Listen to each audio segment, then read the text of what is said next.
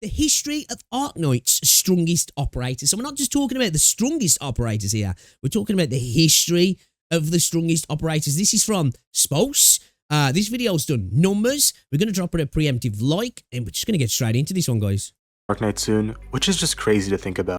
I mean, rewind. We're going into year 7 of Arknights soon, which is just crazy to think about. Crazy. With our and still doing numbers. Still doing insane numbers. All from a little tower defense game, right? Absolutely killing it. You know, we're looking at the gacha revenues recently. Smashing huge new AAA-like games as well, right? Absolutely killing it. 6th anniversary event coming up now. I thought it'd be fun to look back on the 6 years of Arknights that have passed and talk about which operators have been carrying our accounts. Of course, throughout the years, we've gotten a lot of operators. So if you think I missed someone, let me know in the comments. Is that where we're at now? 387. Holy cow, that's a lot of operators. Arknights was released globally on January 16th, 2020, and to give some context on how long ago this was, COVID was first discovered around this time. The game launched with about 70 or so operators, but 3 of them stood out above the rest. Silver Ash, AF Fiala, and Saria. I missed that. How long ago this was, COVID was first discovered around this time. The game launched with about 70 or so operators. 7? There was that many on launch? Damn, bro, that's a lot. But 3 of them stood out above the rest. Silver Ash, AF Fiala, and Saria, who some players called the Big 3. Okay. You could maybe throw Exia in there too, but spoiler, I'll be talking more about. You know, because like, if you tried to do what like your average gacha does, you know, if you tried to release a game like Arknights with like 12 to maybe 20 characters, man, it would feel super restricted, right? Her near the end of the video. Starting with Silver Ash though, he was a pretty special operator back then. He had a long range because of his archetype, could block 2, and had a skill 3 that did big AoE damage, making him a pretty versatile operator. Wouldn't know about that. Wouldn't know about that. Speaking of versatile, while AF Fiala is a core caster, her S2 turns her into a single target AoE hybrid while reducing enemy res at the same time. She got the grippers out as well. She really had little to no competition on launch, but an operator like Saria stood as the best guardian defender and one of the best defensive operators for a pretty long time. Her S2 let her consistently heal allies, and with her second talent, she could help charge their skills. Her S3 was also interesting since it debuffed enemy movement speed, made them take more arch damage, all while healing allies throughout the skill duration. I didn't know that about her actually. If you had these 3 operators, you could hey, I'm not even going to try and, what is it, AF Fiala? Yeah, whatever. Alright, I'm in that camp. I'm in that camp as well. Rival, what's going on? Any stage in the game without much trouble. But there is one more launch operator I have to mention, and it's the only operator that isn't a 6-star that I'll talk about in this video. Myrtle, I'm sure, needs no introduction. She fills probably the most important niche in the game, DP generation. Both her DP cost and her S1's SP cost are low, meaning you can deploy her really early and start generating DP fast. Because of her rarity, it's really easy to get her max potential. She's even better if you don't constantly forget to put her right skill on as well, you know? Definitely don't do that. As well, which just helps reduce her DP cost even further, and of course you can't deploy your broken operators without DP. Half a year later, our first truly meta-defining operator was released. Blaze was the lane holder to have at the time, with high stats, 3 block, and talents that give her an emergency heal and status resistance. Attack animation's cool. Combine that with the fact that she's a Centurion and does AoE damage to ground enemies, she was easily the comfiest lane holder in the game at the time. On September 10th, 2020, Bagpipe was released, and she was basically a guard and a vanguard at the same time. She does a lot of damage with S3, and also generates DP on kills since she's a charger. Also, she gives all your vanguards +6 starting SP just by being in the squad, meaning you can... Kind of crazy, right? What is it you guys call that? What is it? Flag pipe, right? Flag pipe. Activate Myrtle's skill earlier, for example. That just about wraps up year 1. There were other great operators released this year, but if I talked about everyone, the video would be way too long, so I'll just throw up some honorable mentions. Okay. Year 2 begins with the release of Thorns on January 20th, 2021. Although he shares an archetype with Silver Ash, they're different in the sense that Silver Ash was great because of his S3's ability to deal a lot of damage fast, while Thorns' S3 lets him deal good damage consistently thanks to it having permanent uptime after the second activation. Oh, okay. Just 2 months later though, we had our first operator. I still like forget, hey, let's go Serta. You know, because obviously not being E2, the amount of parts that I forget and I just don't know about with characters when I hear what they can do with skill free. I'm like, holy shit, man, E2 sounds kind of nice. That was considered by everyone to be a game breaker. Surtur was released on March 25th, 2021 as the first 6-star arts fighter guard and was that was the first time I seen Surtur at E2, right? Well, obviously not this time, but the first time I saw Surtur at E2, I was like, who the fuck is that? Who is that? And people were like, that's Surtur, bro. And I was like, holy shit. Like, there is that, like, say, I want to go as far as I can go. I want to complete the main story at E1, but God, man, when I see stuff like this, it makes me really want to E2 units. Really good at killing bosses and just doing a lot of art damage. I secondary account for it, man, honestly. She made such a big impact on the meta that the phrase just Surtur it spawned, since she trivialized a lot of the harder content at the time. Our next two operators came out on the same banner. Scotty the Corrupting Heart and Calcit released on October 21st, 2021, and Sculptor was our first 6-star altar and specializes in buffing, with the added ability to indirectly heal allies in her range. Her Seaborn summon also lets her expand her range, making her a pretty versatile support in a game where 6 stars at buff are kinda rare. On the other hand, Calcit, a medic, was a great lane holder, thanks to Monster. Monster being 3 block and having the ability to deal true damage with Calcit's S3 was really strong. And since Calcit prioritized healing Monster, she was basically a self-sustaining lane holder, though she does have the drawback of taking up 2 deployment slots.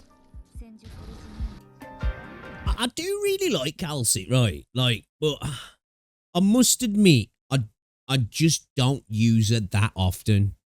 I just don't use her that often, right? She I suppose she's a little bit more niche in that regard, right? Because like she's a medic, but like, you know, if you're really there for like getting everybody heals, she's not really there for that. She's really there for keeping Monster alive, right? Which can be really useful.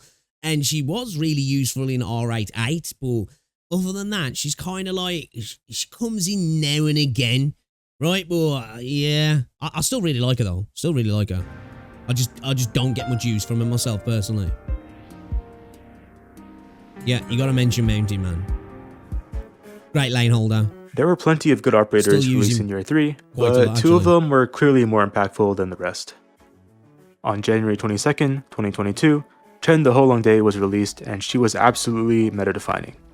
Her ability to deal massive AoE physical damage in a wide range made her a very strong sniper on most stages. Won't be the last time I'll be saying that sentence in this video. But while she got everyone talking about how strong she was, there were also talks about power creep and if alters would get to the popped up there. Wait, no, Ash mentioned she gets really useful at niche E2 dealing 2 damage. Yeah, that's what I'm saying. Like, because for me, obviously because I've been E1, there's a lot of operators, right, that are like, they're okay, but I don't get the really good version because obviously not E2ing. It's why like I do. It is better for me really to look for those ones that are really good at E1, right? Game. Perfect example, Monster, right? Cracked at E1, really. On July 29th, 2022, we got our 3rd Sway sibling. Ling was the 2nd blue woman to be hyped up as a game-breaking operator this year, as her ability to summon multiple dragons on ground tiles with her S3 let her control multiple lanes at once. You can combine the 2-block smaller dragons to make 4-block Giga Dragons, which also get insane stats when S3 is active. While she could solo a lot of stages in the game, cool, she had the obvious weakness of taking up too many deployment slots, since the big dragons took up 2 each. Wait. Oh, so the big ones do take 2 each as well? I didn't know that either. Holy shit, bro.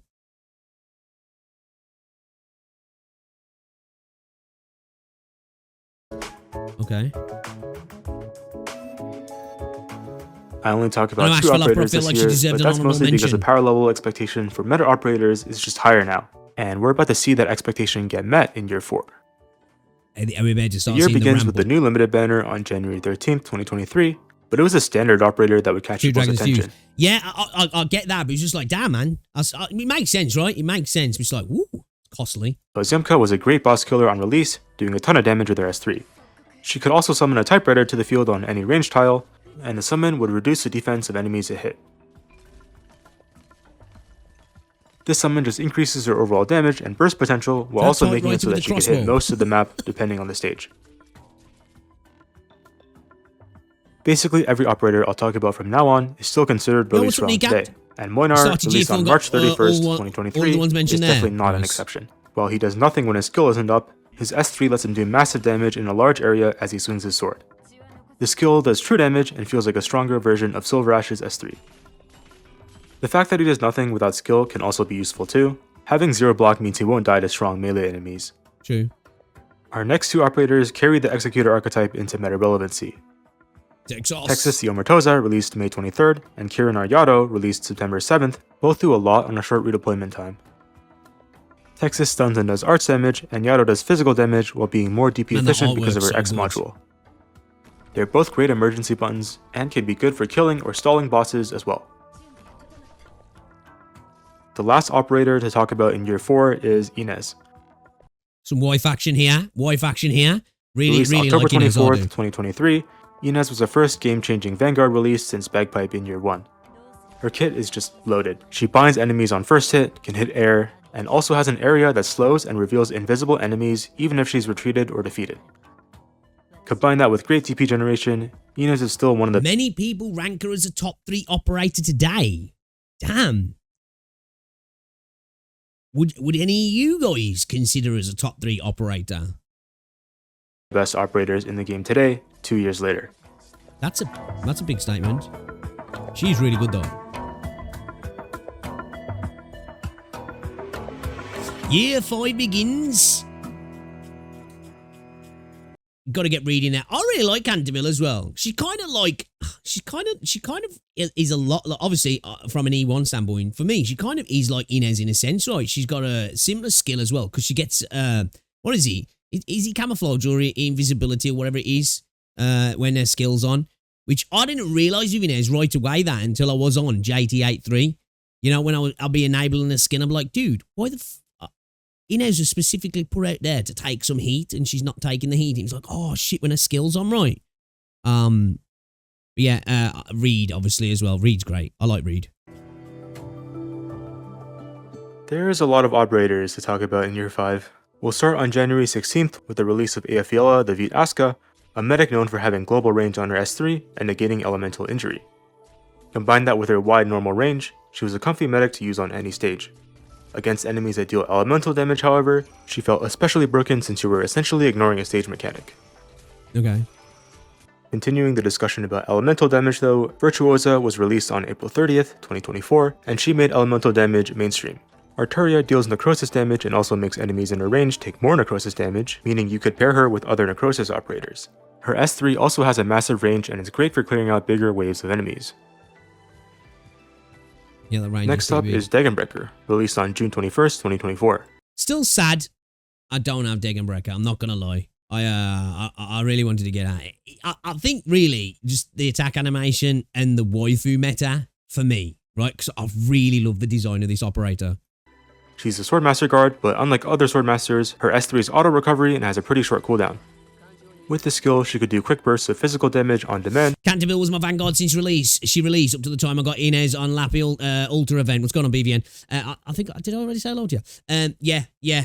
I really like her as well, actually. Which made her a really comfy operator to use for most content. But obviously, Inez is just a month later, Shu was released on July 31st, 2024. Shu is a healing defender, but with much more utility than your average guardian. When she heals, she spawns tiles under the healed operators, which gives them constant healing and sanctuary. These tiles are also able to heal unhealables like Juggernauts, Mushas, and Summons. Oh, okay. With her S3, she does a lot of healing in a pretty big range, but also effectively perma-stuns enemies as she teleports them back onto the rice field tiles. I didn't know that she could heal unhealable units like that. That's crazy. A month and a half later, we got Ella on September 19th, 2024, a true limited operator. It's a little bit unfair how stacked this year is in Arknights, if I'm honest. DPS debuffer hybrid, being able to deal a lot of damage, and also having grenades that inflict slow and fragile onto enemies. She also has a perk of being able to be deployed on melee tiles, thanks to her module, which made her very versatile and meant that she was viable on basically any stage. We're deep in the first gauntlet now, and less than a month later, on October 10th, 2024, Ascalon, what can I say, right? When I did my top 10 operators, she was number 2. And she literally, honestly, really only was number 2 just for the fact that Lappy's number 1. And Lappy has to be number 1 because Lappy's fucking goated, but like, it's Lappy. Because she's just so freaking good. Hard carry unit for me, right? Hard carry unit, man. The range, the dot, the slow, just such a good unit, man. You know, the fact that she doesn't get targeted as well. She's so clutch. She's been so useful. You know, having that ability to deal with multiple units at the same time as well. The slow as well. I think the slow is incredible. She has helped on so many. She's turned stages that potentially might have been not like unfinishable stages, but like quite difficult stages and turned them into a cakewalk. Before Ascalon was released. Ascalon was a very strong operator on release, but was definitely underhyped because of the next banner, which we'll talk about in a sec. Her talent 1 lets her inflict slow and damage over time onto enemies, and her S2 massively amplifies her damage and the slow effect. Overall, she's a pretty great generalist. She's fucking awesome. She's fucking 3 awesome, weeks after bro. the Ascalon banner, we got the best. Yeah, it's way to skank Ascalon, really, putting Wishadel right after, right? Because, like, what a banner. Then, obviously. Banner in this game's history. Wishadel and Logos released on Halloween 2024, and both of them were very strong. Beginning with Logos, he's a core caster that does necrosis damage with his module. Understatement. His S3 expands his range, makes him multi-target, and does a lot of damage.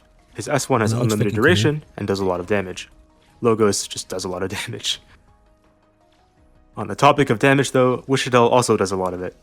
With her S3, she gets 6 ammo and each shot hits a 5x5 area on the map and does massive physical damage to everything in that area. She can also spawn 3 turrets, and these turrets make her unhittable in most situations, and also stun and deal damage to enemies. Fucking Torbjorn on release, over here. She was a consensus best operator in the game, and most people thought she deserved to be in a tier of her own.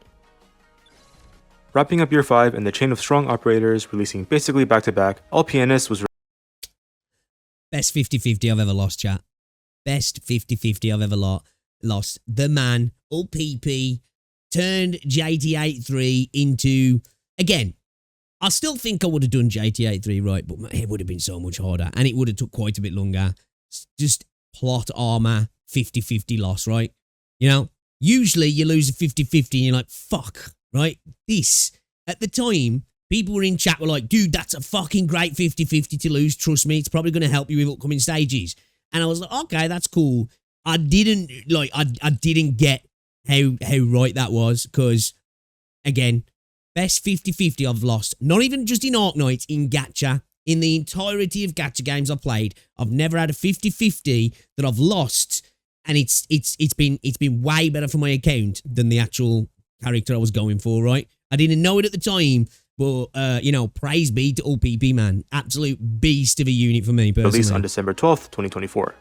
His S3 has a unique mechanic where he chucks an anchor at the enemies and moves to that tile. Whether you would have done JT. I do think it would have done it. I just think it would have took a lot longer, and it would have just been, it would have been a scrappy fight, and it would have just required more medics, right? It would have required more medics being off where I really needed them to be for the early parts of it. But I think we would have eventually done it, but it would have been hard. It would have been hard, man. Does a lot of damage on hit, and buffs his attacks during the duration. You can also deactivate the skill to move him back if you want. I think it would have required, we'd have had to like, take the fight in a different spot, either at the bottom of the map or in that last bit, right? We wouldn't have been able to fight stall Tal, where we stalled Tal. It would have had to been at the bottom or the last little bit if it was going to happen.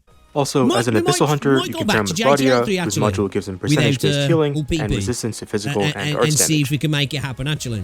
See if we can do it. I think that'd be kind of fun. Year 6 begins. And year 5 was stacked, right? Holy shit. After all that in year 5, it kind of felt like they wanted to take it chill for a bit, especially after Wishadel.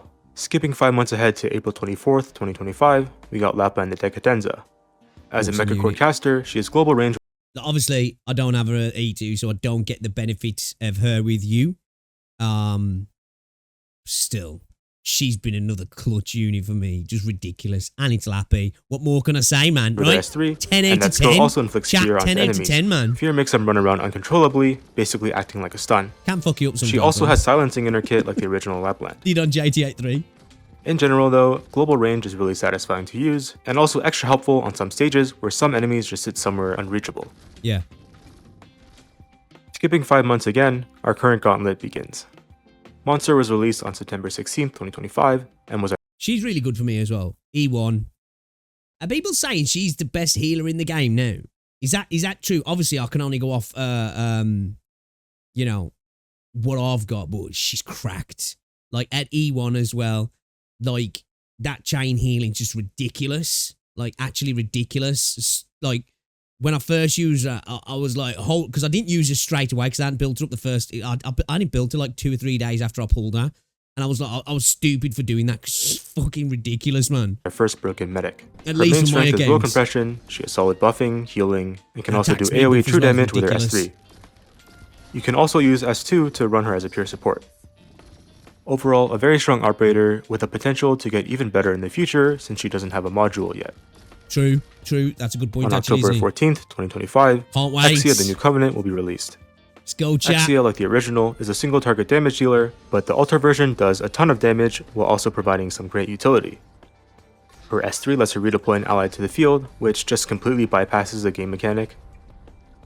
While I'll have to test her myself, when she brings them back to is it a unit that's got the longest timer? Like, so it's like either typically it'll be like your last unit that died, right? Or your last unit that was pulled off the field. So like you could do some redeploy stuff, can't you, really, to kind of make that work to like, you know, if you want to rejig things around a little bit. It is, isn't it? Yeah. I've seen some really funny things being done, like double deploying Surtur or Hoshiguma Alter for the double immortality. She's a game-changing operator that I've seen some people rank as the best operator in the entire game. Where's you? Sometime probably in November, we'll be getting Trigodia or Phantom Alter, our second 6-star ritual. Hold on, we got to go back a second. Oh, we'll get it at the end, won't we? Supporter after Virtuosa. Trigodia is also a game-changing unit. Should get it at the end of it, right? He does AoE nervous impairment damage to enemies, and his stall ability with his S3 is crazy. This skill lets him stall multiple enemies during its duration, and abilities like that are usually very valuable for higher end content where the enemies have inflated stats. Artwork's really cool. That should wrap up year 6. We're in a pretty exciting time now with all these operators coming. Yeah, there we go. Everyone gets an honorable mention as well. Okay. I really want to get her as well. Obviously, like when we first saw her, I think she looks cracked. As she turned out to be as so. But you as well. You's really good, right? Like, for me, use one of those units that's super satisfying. Like, especially when you're combining with other units. You know, when you draw them all in with his skill and you combine that with another skill off another character kind of thing, like Entelekia or whatever, you hit them with the Beyblade when they're all sucked in, like that sort of thing. Like, it's a lot of fun to use Yuis. I really like you. And the operators about to release in year 7 look pretty cool too. Lade's Altar looks really fun. Hoshi has some unique mechanics to experiment with. Welcome. Haruka looks like a comfy support option, and we also have new collab operators coming up as well. For me, Arknights just has the ability to release so many operators that I'm interested in without power creeping and just invalidating previous units. And if that continues to be true, I think this game will survive for a long time. Yeah, agree. I think as well, it's smart designer characters, right? Bar maybe a few, right? You know? But even still with that, the game's designed in such a way, I think from its core design initially, that it kind of just, it alleviates that, right? You know, even when you do maybe have some units that do power creep, or the game's designed in such a way that there's just so much variety, right? What I think a lot of other games fail at. And sometimes it's not necessarily the new character that's power crept another character's fault. It's kind of like the game's design overall, like, makes it feel worse. It exacerbates the creep, if that makes sense, where, like, at least for me, where I'm at, right, in my account, you know, don't get me wrong, there's definitely some units I'm just like, yo, this unit's fucking sick, but there's just so many options, right? Thanks to my friends for helping me out with this video. If you've watched some of my other videos, you know that I didn't play until year 4, so I had them help with the earlier years. Bro, I also, need to do this took a while to put together. What the fuck? Higher or lower, the height? Okay. Together, so maybe subscribe if you enjoyed. Yo, this was a really good video, actually. Yeah, I was gonna say I am subscribed to Spose. I think we have watched one of these videos before. Banger video, guys. Go check it out. Yeah. Again, I can only go off the units I've got, but I agree with a lot of the, like, say, Ascalon for me. Ascalon and Lappy. As I said, Ascalon could have been number 1 on my list. Really could have been, if it wasn't just that Lappy's Lappy, right? So, yeah. My sister's dog's going mental. So yeah, and that was a good list. Great video. Spose, check him out, guys. Show some love.